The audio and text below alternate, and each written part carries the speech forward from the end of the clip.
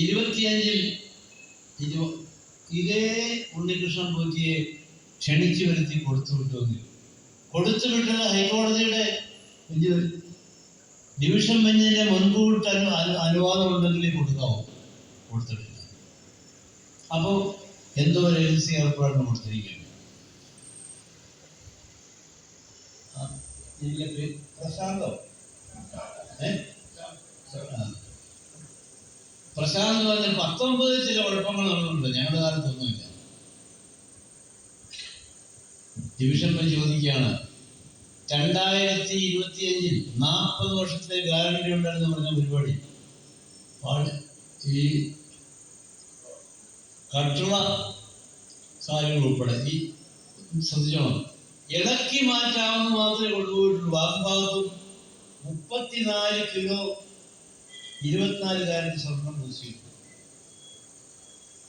അതിൽ ഇളക്കി മാറ്റാവുന്ന ഭാഗം മാത്രമേ മങ്ങലേറ്റിട്ടുള്ളൂ. ബാക്കിയുള്ള ഭാഗത്തൊരു കുഴപ്പമില്ല. എങ്ങനെയാണ്? നാണയത്തുട്ടുകൾ വലിച്ചെറിഞ്ഞ് കട്ടിയെ ഏറിട്ട് മങ്ങിപ്പോയി. എന്ത് പച്ച കളർന്നാ പറയുന്നു. അതുകൊണ്ട്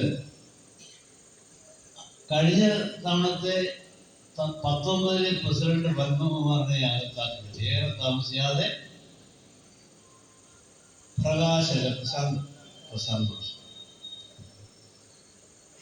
ഈ പ്രശാന്ത് ഇത് ചെയ്യണമെങ്കിൽ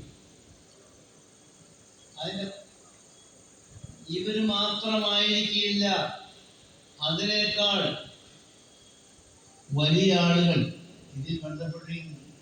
ഹൈക്കോടതിയുടെ ഈ പരാമർശം നോക്കണം. ഇതിനേക്കാൾ ബന്ധപ്പെട്ടതാരാ? 2019-ൽ പത്മകുമാറിനെ നയിച്ചിരുന്നതാരാ? കടകംപള്ളി സുരേന്ദ്രൻ. 2025-ൽ പ്രശാന്തനെ നയിച്ചതാരാ? ഉപ്പ് തിന്നുന്നവൻ വെള്ളം കുടിക്കും, ഒരാളും രക്ഷപ്പെടാൻ അനുവദിക്കില്ല, ഏറ്റവും കർശനമായ നടപടി സ്വീകരിക്കും, നിയമത്തിന്റെ വഴിയിൽ കൂടി. ആരാ പറയുന്നത്? ഈ പത്മകുമാർ ഇപ്പൊ ചോദിച്ചു പ്രകാശനെ അകത്താകത്ത് കഴിഞ്ഞപ്പോ ഒന്നും മാറ്റിയില്ല.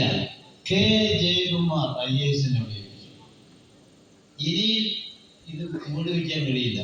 പക്ഷെ കെ ജയകുമാർ സത്യസന്ധനാണ്, കഴിവുള്ളതാണ്.